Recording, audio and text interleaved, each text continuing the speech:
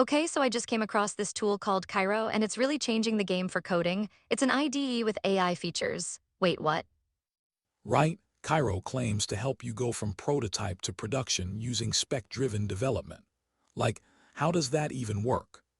Exactly, they're talking about structured specifications to break down requirements.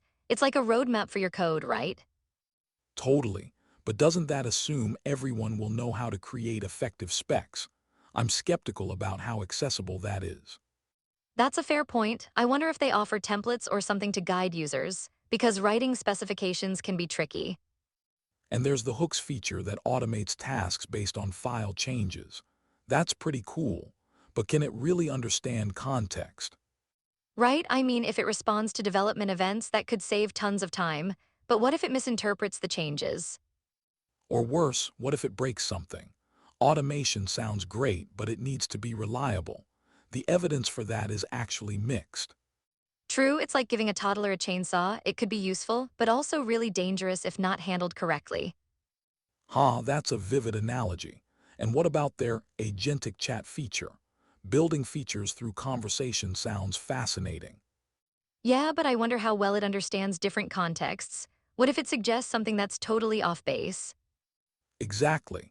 It could lead to misunderstandings or worse, wasted time. So how do we ensure it's reliable? They mention guiding Kairo's behavior with custom rules, so users can set boundaries, which sounds promising. That's interesting. But it also means users need to be savvy enough to set those parameters correctly from the get-go. Right? It's like teaching a pet tricks. It takes effort up front, but if it pays off, it could be a game changer. Definitely, I'm curious about the privacy aspect too. They claim enterprise-grade security, but how do we verify that? Good point. Security is huge, especially in coding. We should be able to trust the tools we use, right? Absolutely. Plus, Kiro supports multiple platforms. That broadens its appeal. But is it as intuitive on all of them? I'd hope so. I mean, switching between macOS, Windows, and Linux can be headache-inducing in itself. Right, and what about that one-click migration from V's code? That's a pretty enticing feature. For sure, importing setups could save users a ton of time, but what if it doesn't carry over configurations properly? Exactly. It sounds great on paper, but we need some user testimonials to see how well it works in practice. Totally, I also noted they have a community Discord for support. That could be a real help for users. Yes, having a community can make all the difference, but I wonder how active it really is. Good question. A thriving community often means better support and faster feedback on issues. That's true, and speaking of issues, they encourage reporting bugs and suggesting features. That's refreshing. Yeah, it feels like they're inviting collaboration, but does that mean they're still in a beta phase? Possibly, it could mean they want to iterate on user feedback, but we should be cautious about adopting early.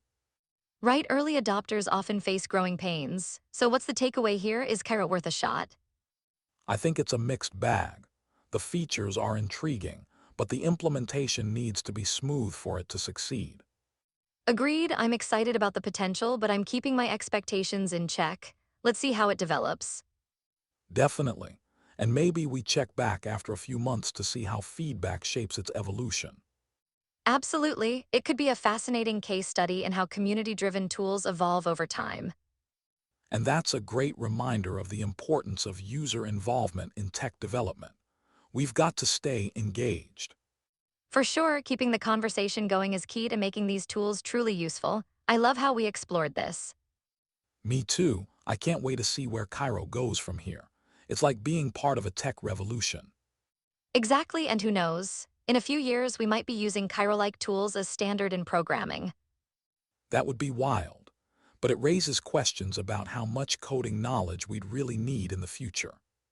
Totally, imagine a world where coding is more about ideas than syntax. That's a fascinating shift. And it opens up access to coding for more people. But we have to ensure quality and security remain priorities. Absolutely, balancing innovation with responsibility is key. Well, this has been an enlightening chat. Definitely, I'm looking forward to diving deeper into Cairo as it evolves. Until next time. Until next time, let's keep this curiosity alive and see where it takes us.